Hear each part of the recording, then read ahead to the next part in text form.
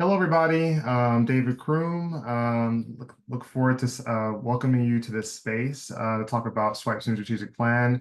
We'll wait just about 30 seconds to allow folks to join the webinar before we get started. So we'll sit in silence just for a moment.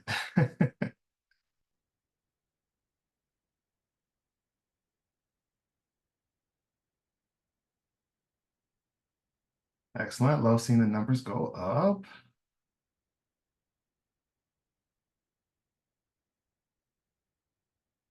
Okay, great. I'm going to get started since we're at 3:01 and we have a lot of great content to go through today. So we'll look forward to folks joining. So first off, again, hello, I'm David Croom. I'm here as board chair of Swipe Out Hunger, but in my day job, I have a lot of different roles of a post-secondary advocate, currently a funder at JP Morgan Chase, focused on post-secondary education and workforce. I've been on the board now of Swipe for about 3 or 4 years and have been chair now for, I guess the end of this year will be 2 years. And truly has been such a pleasure being part of this organization and seeing the transition that's occurred. Just a little bit of housekeeping. We have a recording in progress, so know that. We will have a Q&A after we review the slides and the strategic plan. So I would say feel free to just pepper questions throughout. We do have like a Q&A chat box at the bottom. So if a question arises while you're listening, feel free to throw that into the Q&A box and protocol, and we'll make sure to get to that at the end after the presentations. The recording will be shared out today after today's presentation, so just to note that. And then also just what's happening today. So I'm going to give some opening remarks, and then I'm going to invite the executive director, Jaime Hansen, to share out some slides around the strategic plan. We also, her and I will be hosted in a Q&A by Janelle, our director of communications. And then at the end, Renee will join us to kind of walk us through just how to get in contact with us and if you have any questions and opportunities to support Swipe. So I'm going to get started now and talk about why I'm excited about the strategic plan. So I'll first say why now. So it's been about now 2 years since our fearless founder, Rachel Sumek, stepped down and we opened up to new leadership in Jaime Hansen. And I'm excited to talk about that because not in every instance does transition from a founder to the second in command or second new leader really work out. But here it did so, I think, fairly seamlessly, I will say. There's a lot of learning, a lot of growth, and a lot to be shared by our founder. And I'm excited to see how not new anymore, I guess, our Jamie's in her 2 years into her role has really made her mark, as well as our staff and our board into the work of this organization. So I think 2 years seems about right, a chance for us to get a sense of where things were landing with the basic needs and security space.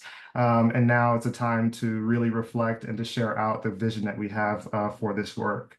Also, I'll just say that it's been about just over, I guess, 4.5 years thereabouts since COVID first reached the United States. And as you know, and as the folks on this call know, that deeply affected not just our organization, but also the students that we serve.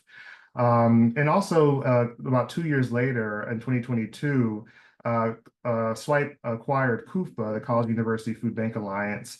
And with that and the COVID-19 emergency that created a positive disruption to Swipe as well as to our students in terms of all the ways that they were impacted, it moved us to create comprehensive hunger solutions and forever change the way we operate to create the greatest impact for college students.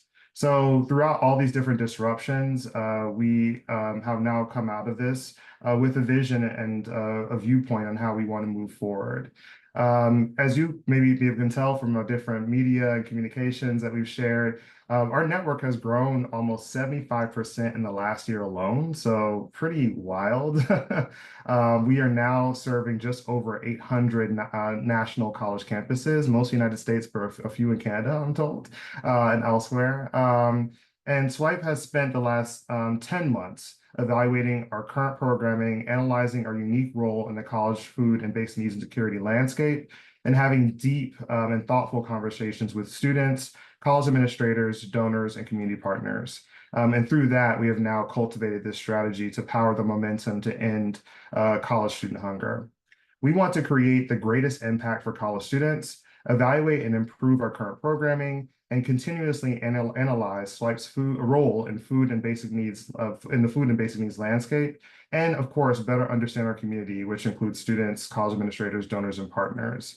I'm really excited because SWIPE is continuing to position itself as an anchor institution within the larger basic needs and security movement, and I believe that this three-year plan provides the right frame. It's important to note that, over 10 years ago, this organization began with a powerful premise of the Swipe Drive model, donating meals to students in need.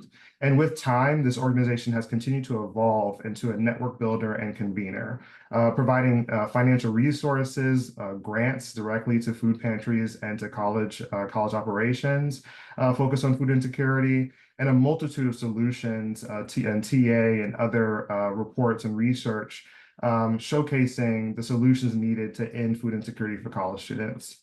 And what my hope is with this strategic plan and vision, we are fully leading into our mission, and I hope that you'll agree with our direction.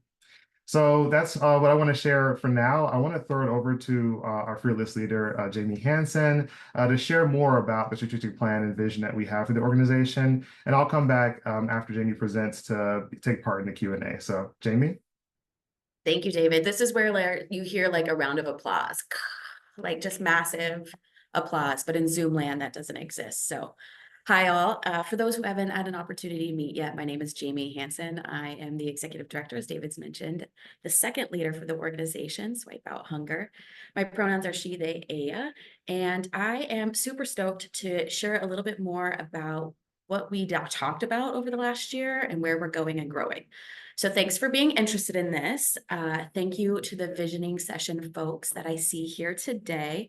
There was a lot of board staff, there was a lot of students and campus staff and admin that participated in town hall type conversations that really validated a lot of the work that we're currently doing and helped us build ideas for the future.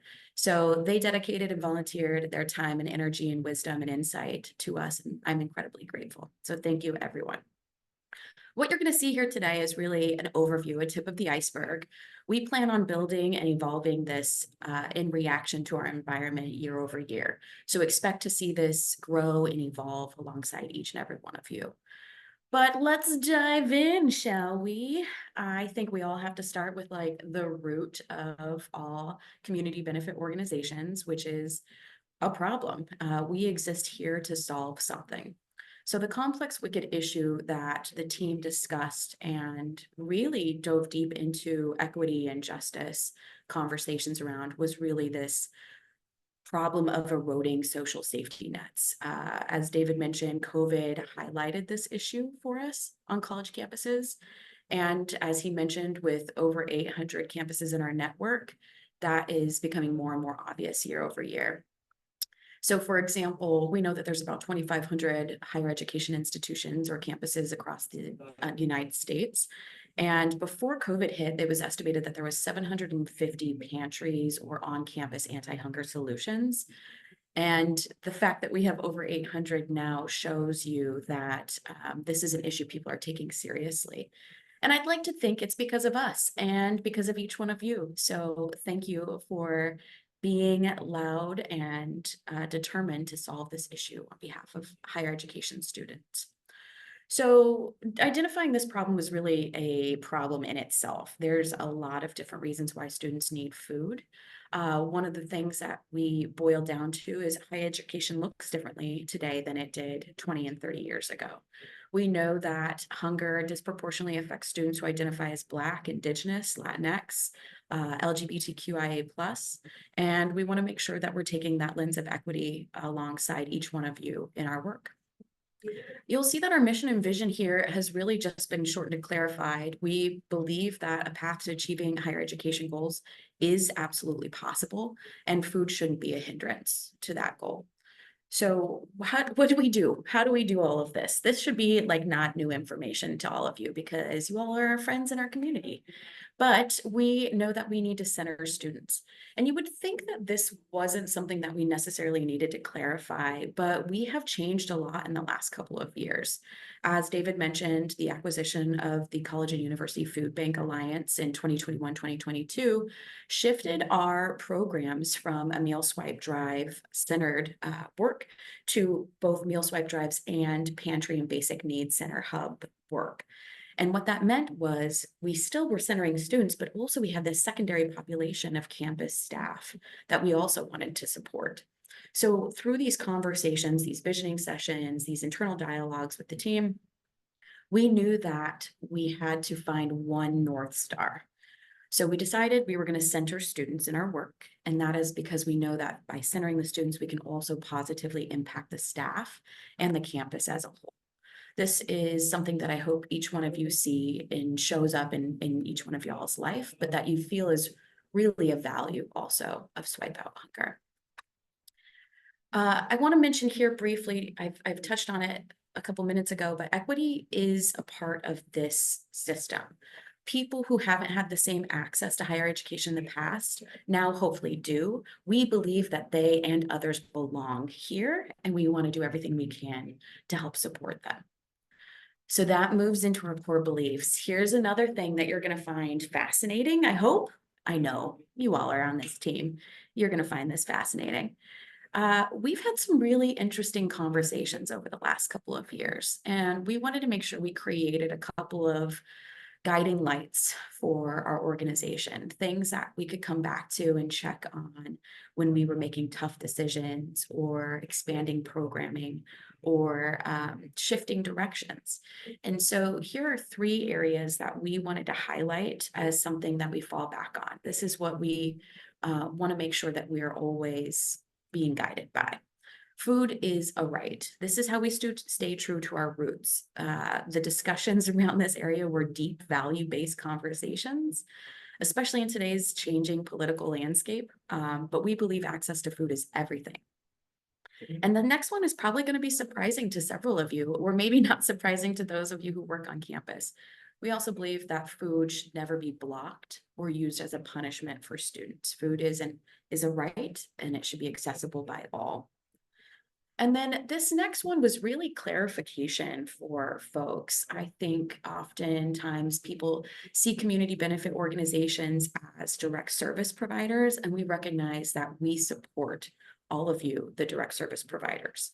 So how we do that is now our new pillars. So moving into our theory of change, we've established three pillars of core work: championing solutions, building an active network, and evolving the narrative.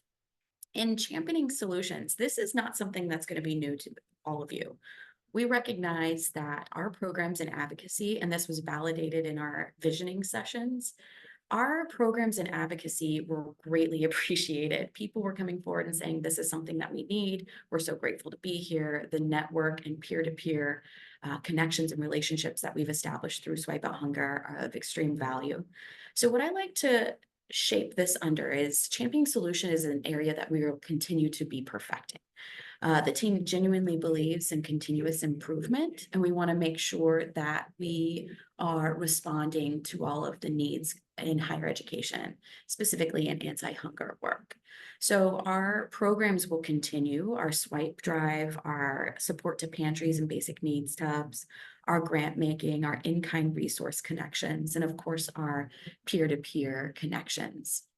So we're looking at how do we expand those, how do we make them better and more of value to you all, and your feedback is really critical to that process. The next slide has a quote from a leader. I'm going to read this one out loud. There's a few more in the future that have sound, so you won't have to listen to my voice too much longer. But I do want to read this out loud just to really place an emphasis on this quote from a campus leader at Clark Atlanta University. They wrote, "We currently have upwards of 800 student visits monthly. The use of our pantry has grown steadily since its inception. Our pantry started because we had a graduate student ask that we start a pantry because she, as a single mom in school, was experiencing food insecurity trying to feed herself and her son. She informed us that there were lots of students like her choosing tuition, books, and housing over food. This is probably not surprising for folks. In the food banking world, there's a saying that rent eats first. Having a safe and secure place to stay is generally people's first priority. But housing is so intertwined with food, it's really near impossible to extricate those two. You need to have a safe place to store food safely. You need to have a place where you can prepare it and cook it in order to feed your household. And again, food, housing, all of that, very much connected. Appreciate this quote, and it's always heartbreaking to see these numbers of student visits increasing campus by campus. Some campuses have 5,000 plus visits per month, and not necessarily the largest student body, like population that you would assume. So never assume you know kind of the demographic. It really shifts campus to campus. The next pillar is really what I like to think of as expanding some of the work we've been doing. We have always been an organization, and that's a testimony to everybody before and in the current team membership. We've always been a collaborative organization. We've been a part of many coalitions and groups that help further anti-hunger programming in higher education, basic needs, policy, and advocacy. But we recognize that we need to place a little more intention behind what an active network looks like for us. So in addition to our leadership council, which is made up of campus staff and administration that are dedicated to programming for students, and our Student Leadership Advisory and Council, SLAC, students who are building incredible programs and policies within their own communities and states. We want to help facilitate the connection to a national network. So a few of us on the team have started building what could that look like. There's a large group of folks who are dedicated to this work. We have a lot of policy individuals at the federal level and state level who really want to increase resources for each campus across the country. So we want to connect those voices and support and be the infrastructure where needed. So this is really an area that we've done some work in, and we are now building strategies behind an intention and capacity. And as you all know, capacity is always number one. So in the next slide, Spencer has an incredible testimony that he'll read in his own voice. Almost 3 years ago, I founded a student organization at Michigan State University called the Spartan Food Security Council. Our mission is simple. It's to end food insecurity at our campus. We truly do believe that college hunger in Michigan is a solvable problem. And I know that our organization shares that conviction with Swipe Out Hunger. That's why over the past 2 years, we've had a great partnership which has centered on introducing and hopefully soon passing the Hunger Free Campus Act. I know that we are equally committed in this goal. It's something that we share in common. And that's why I've enjoyed my time in the Slack cohort so much. This is a great community of people who are committed around a common cause. And the resources that Swipe Out Hunger provides us with as young professionals, as anti-hunger advocates, it's truly invaluable. I love seeing Swipe Out Hunger signs on the Capitol steps in any state. And thank you for Spencer for submitting this quote. We really appreciate it. A Slack reminder is the student leadership group that one of our team members and program Sage started last year. It has been wildly successful, not only for us to have this direct information from folks closest to lived experience to the systems that are creating inequities or access, but hopefully also to the students themselves. And we still have students engaged with us today, and we're not letting them go. Cassie, if you're on the call, I'm talking about you, but there's many others as well. John, Luke, all of them. So what are we doing that's new and different? This is where I talk about our creation. We are dipping our toe into this area, building, researching, learning, trying to figure out where our path can lie in evolving the narrative. For those of you who are familiar about change narrative, it's really shifting the hearts and minds of those in decision-making positions towards decreasing barriers of access. For us, it's in food justice. So change narrative is something that we're really energetic about because we can't push ourselves further in programs and advocacy until we remove this barrier. It's so often our team goes into a community or a state and they hear from legislators, from campus admin that hunger doesn't exist on their campus, or that hunger is a rite of passage for college students, and that it should be expected, really deprioritizing this issue.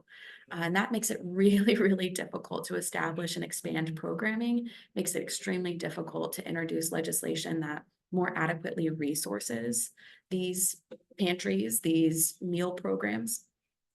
So what we'd like to do is start building general knowledge in our community of what a college student looks like today.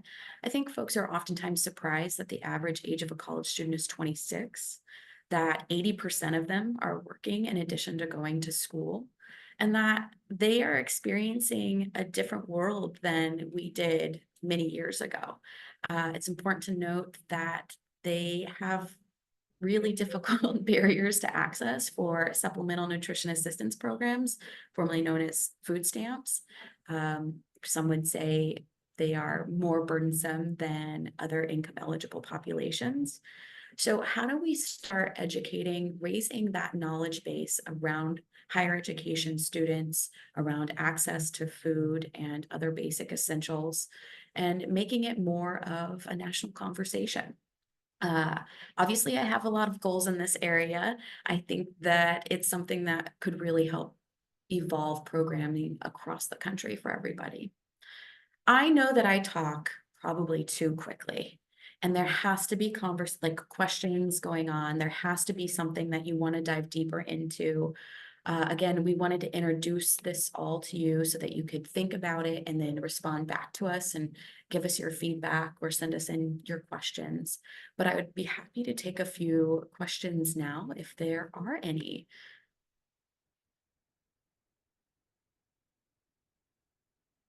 I know Janelle is trolling the Q&A box. I know some people out there are like furiously typing.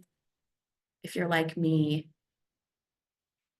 you're taking a moment to think through, what does this look like for us?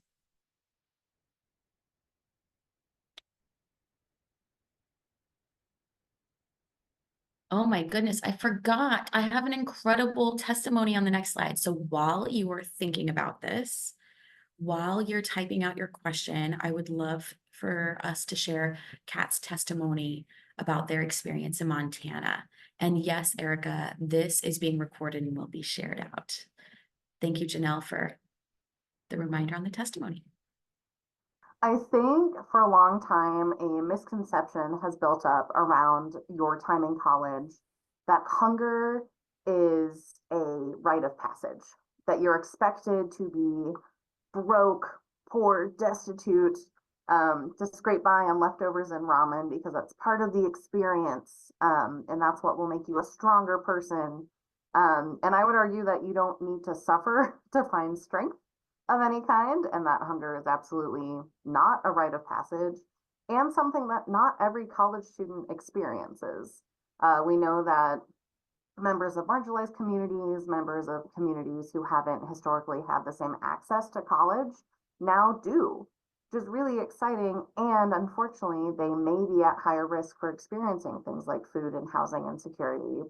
And by continuing to sell the myth that hunger and that needs insecurity is part of what college should feel like, we're really doing a disservice to folks who want to break generational cycles of poverty or just for themselves do better and find more and find their passion. And I truly believe that no one's forward progress should be stunted by experiencing hunger. Super powerful.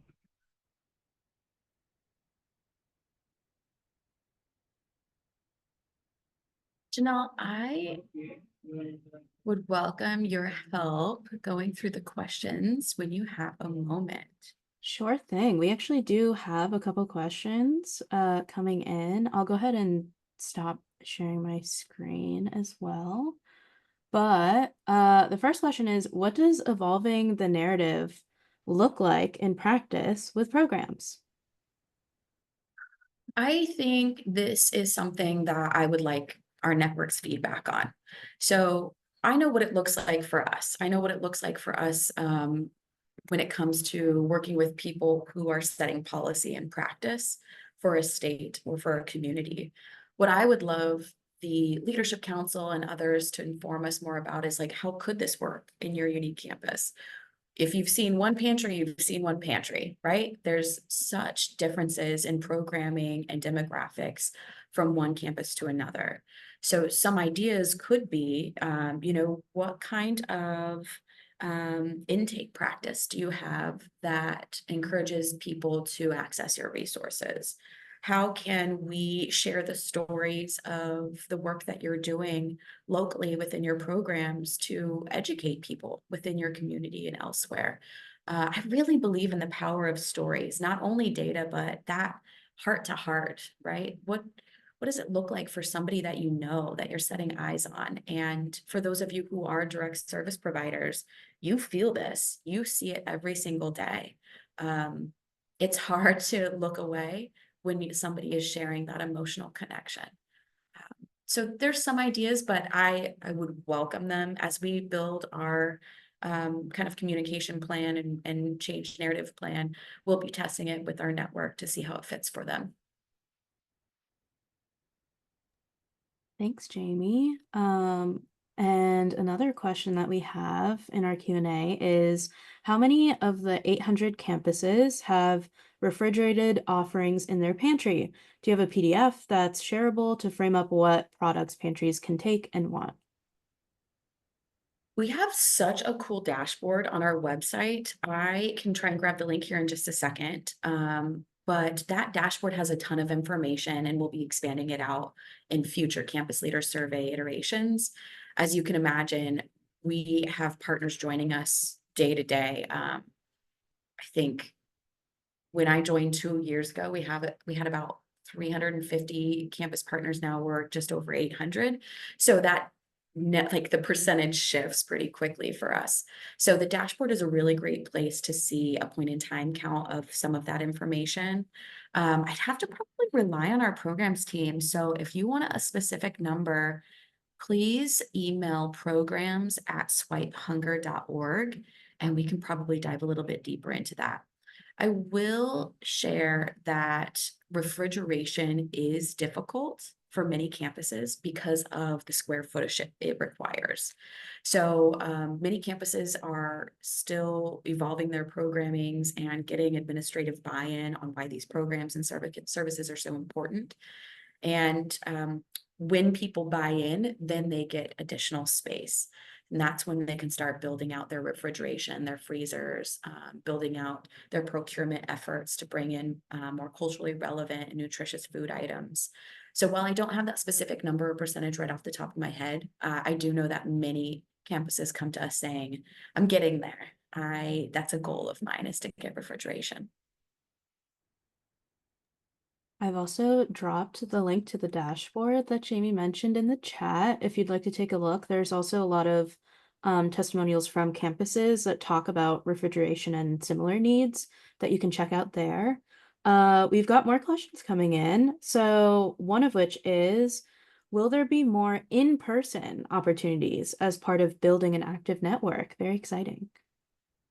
Oh, I love this question so much because I love seeing all of your faces, and I do want to get together IRL.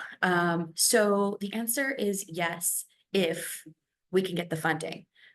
We want to make sure that we are coming to places where partners can easily get to, where there's a density of campuses to increase like the peer-to-peer networking opportunities, and that requires some financial support.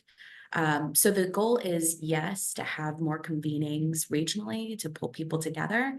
And Renee, who you'll hear from in a little bit, and Courtney and I are out there whispering into funders' ears on how we might be able to support getting you all there.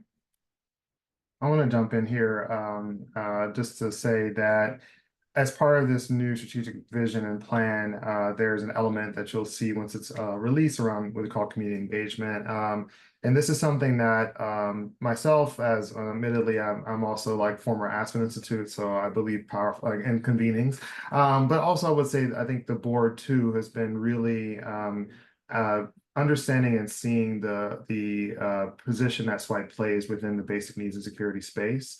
And so we really would like to see the organization host more spaces in person and really cultivate that sort of convening and community engagement sort of muscle. So this is something that if we're able to find the resources to do, because in-person convening is not cheap, especially post-pandemic, I think this is something that the organization as a whole and also the board in particular are really excited about as part of this. And it's actually clearly outlined actually in our strategic vision. So really excited to see that component added. David, thank you for reminding me community engagement. We want to be in your neighborhood. So that is part of our 3-year expansion plan. How do we get more folks to help support the network? Thank you, David. Appreciate that. We have some related questions in the chat, one of which is, does your organization connect and or facilitate communication between different pantries across the country? Yes, so our niche is higher education. So if there are folks who are supporting or being a part of pantries in higher education and would like to connect to other folks who have similar programming or different programming because they're looking on how they could change or perfect or grow or evolve their programming, our programs team does an excellent job of connecting people. Again, the email is programs@swipehunger.org. And they can hook you up. Candace, who's our network engagement manager, will be the person who's like excited about that. So yes, please reach out to us. Another question, do you have any connections with Canadian groups currently? Who is this person and are they in my DMs? Oh my goodness. We have a few partners in Canada and we've been working with a university, Nanaimo University, to help support hopefully a conference this spring at their university centered around food justice. I will admit I have some learning to do. It turns out Canada has a different political process than the United States. So I got to brush up on my like prime minister language and my parliament language, but very excited to learn how we might be able to best support Canadian schools in developing their anti-hunger programming. So it's a new area and we're just starting to build those relationships. Very exciting. Thanks, Jamie. We've got a bunch of questions still rolling in and also plenty of time for the Q&A, so we'll keep it rolling. One person asked, what do you think the key difference from this strategic plan to your last strategic plan? How is it shaping Swipe's future?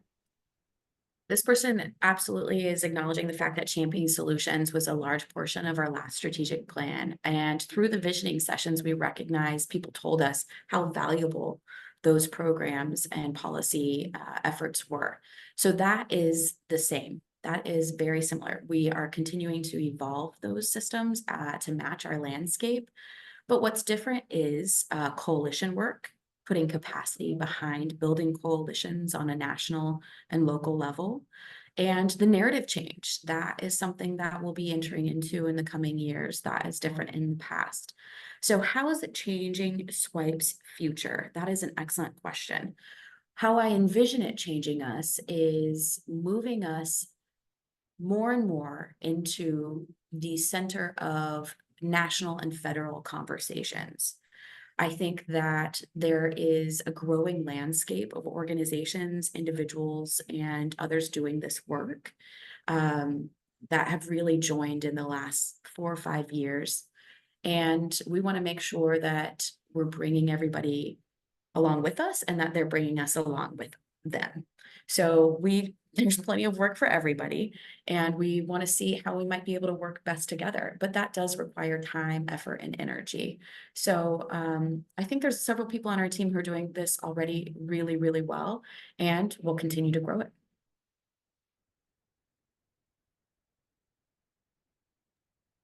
Great, thank you. We've got a few campus like pantry and program specific questions. One of which is, do campuses limit the number of visits students can visit the pantry? Can the Swipe Out Hunger grant be used to buy a refrigerator? I know these are also great questions for our programs team as well, but yeah, there's also a few other pantry specific questions too. I'm going to send those people over to our resource page because we just did a grant making webinar last week. Mariela put an excellent presentation together with Candace, and all of those questions have been asked and answered in that webinar. So it looks like folks are putting our Slack link in there. You can find the resource there. Our resource website has those links to the webinar that you can watch, and there's information on our grant site. I will share that Swipe Out Hunger recognizes that every single campus is going to have slightly different programs. And so we don't put anybody in a requirement category. We do share what other organizations, other campuses are doing so that folks can kind of build their own that matches the demographic of need on their campus, but we don't have any requirements ourselves. Thank you, Jamie, and thank you, Candace, from the programs team for dropping in some links in the chat for us. One question that I think is great for both David and Jamie is, are there any new solutions or programs you're excited to incorporate or for Swipe Out Hunger to incorporate into our work? David, what are you excited about? Well, this alluded to the question around sort of what's different from our last plan to this one. So I thought your answer was appropriate, Jamie. The champion solutions has not changed, but I really am excited about and also, well, I'll just say that, like, to me, the other two elements around sort of narrative and I'm forgetting the other one right now. I'm building an active network. Narrative and network building. We're already, I guess we're doing, but to me it wasn't like as clearly defined in our last strategic plan. And so to me, I'm excited to see that work really clearly defined within this plan, but also an opportunity to think about what that looks like, right? I mean, we did not, and I took part in the last strategic plan development here at the organization, which was like 3 or 4 years ago. I don't think we would have ever imagined that the network that Swipe has access to is so large now. This really takes a total difference of sort of how to engage with this network. I think there's a lot of power in having such a large network, but also a staff of about 13 FTEs as of today. It's tough to have enough interaction with that large of group of folks. So that's where I'm really excited about the in-person convening. I also would say too that I think the power of Swipe. One thing that I really saw valuable when I joined this organization, which continues, is sort of the melding of practice and policy. So I really am appreciative because somebody who works in this space, that work can be really siloed. And so I think there's a lot of learning that occurs from the sort of practice side into our advocacy work.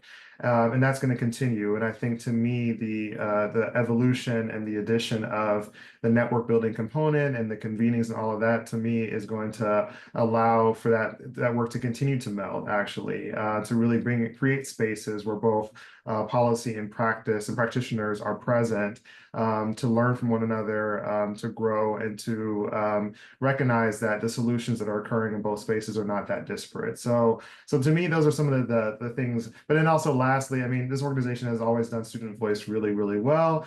I'm someone who believes super strongly in student voice. So the narrative piece, I want to, of course, also say I'm really excited to see all the ways that this organization will continue to utilize the voices of the folks that we're serving. I think that's like the most powerful element. And I continue to see that as such a boon and positive nature for us. So those are a couple of things I'm excited about. Yeah, what David said. Thank you, David and Jamie. We are still getting a lot of questions, which is very exciting. So one of which is state policy advocacy part of Swipe Out Hunger's new plan? If we have a food security policy we're seeking to advocate for, can we engage Swipe Out Hunger in this work? In this person's case, it's a food benefit program for undocumented students, since they aren't eligible for CalFresh. I love that so much. Our undocumented friends and family here, just, it's rough. So the short answer is yes, we will continue our state level policy engagement. As David mentioned, we have 13 FTEs, full-time staff members, and so we can't be everywhere all at once, all of the time, but we really would love to support you as best as possible. So please reach out to us. We have a slide at the end with our contact information, but because I recognize this person, admire this person, they have my contact information. Please reach out to us and let us see what we can do to best support you. We always want to make sure that we're matching your energy and your vibes. So if you have ideas on what that looks like, we would love to hear it. Our state level policy work is something that I think is really unique. As I mentioned earlier, there's other organizations and individuals in this space advocating for students in basic needs.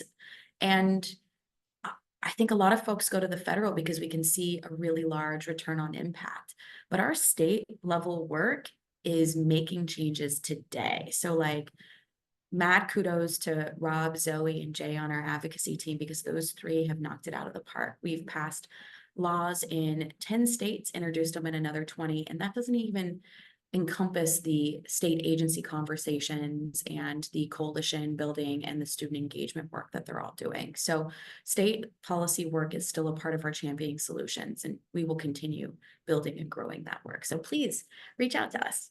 Yeah, just want to say, as somebody who lives in DC and has federal policy as its expertise, yeah, like federal, it's a lot of scale possible, but Lord knows. I think again, Swipe continues to punch above its weight, and Jamie listed the sort of details. 10 bills passed, 20 states plus introduced. Considering the very small team that we have, and then also, again, in practice, continue to punch above our weight. So I think that I'm excited to see, and to me, this was again a point of connection with the interest around statewide work and seeing the efforts coming out of that. Obviously, the Hunger Free Campus bill has been sort of a provision that the organization has continued to showcase, but I'm excited to see too the evolution of the work beyond Hunger Free Campus. Hunger Free Campus encompasses a lot of different elements, admittedly, but we also need to be as flexible as possible, recognizing the sort of the world and context that we're encapsulating in different states. But I'm proud to say, and I'm excited to see that Swipe's work continues to be of interest in both red and blue and purple contexts, which is again relatively rare considering the polarization that we see across the board. So yeah, I'm excited to see the state policy work continue to grow and evolve. Awesome. Thank you both. I want to make sure we have enough time for some closing remarks. I know there's a couple questions still left in the Q&A and chat, which we'll try and answer via chat, but let's go ahead and pass it off to Renee, our Director of Philanthropic Partnerships, who will give some closing information as well as share different ways to get involved with Swipe Out Hunger. Thanks, Janelle. Thanks, everyone, for those great questions. I'm Renee Hulcatanzano. I'm the Director of Philanthropic Partnerships at Swipe. Yes, I'm the Brady Bunchbox that has not spoken yet today. We are so very grateful for your attention and your time. We also want to engage you further in the work of our staff in our community. The community, lots of you. We could not do this work without you. So thank you. After this session, communications is going to send you a follow-up email, and in that email there'll be a recording of this town hall. There'll be a link to our beautiful webpage about our theory of change, and the most important will be a toolkit with assets for you to share with your network about our new theory of change. So when you have a moment, we would really appreciate you sharing it, email, social media, tagging us, really letting people know, making a splash. So thank you in advance for help with that. And you can also get more involved by doing the things listed on this slide. You can follow us on social media, sign up for our newsletter, And as always, make a donation. I am the fundraiser on the team, so always have to throw that in there. We're a big believer in that any amount that you consider meaningful is the most important, is the perfect amount. So if you have any questions on that, please let us know. And most importantly, if you ever want to talk about how you yourself or your company or your network might get involved with the work we're doing, I'm always available for conversation at renee@swipehunger.org. For example, the anonymous attendee who asked about refrigerators wants to know some stats on our network. If you have resources, aka refrigerators, to move, we would be open to having that conversation. So please feel free to email me at any time. But yes, there's so many ways to get involved here, and it's going to take all of us to address this issue. So thank you again so much. And Janelle's linked some of these different resources in the chat for you to go and click on. And that concludes our presentation for the day.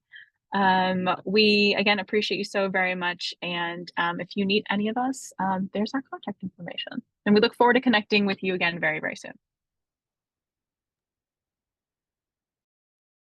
Thanks you all so very much. Appreciate your time. Have a wonderful day, and please do reach out to us. I know there was a couple questions we didn't get to. We would love to hear from you. Thanks, everybody.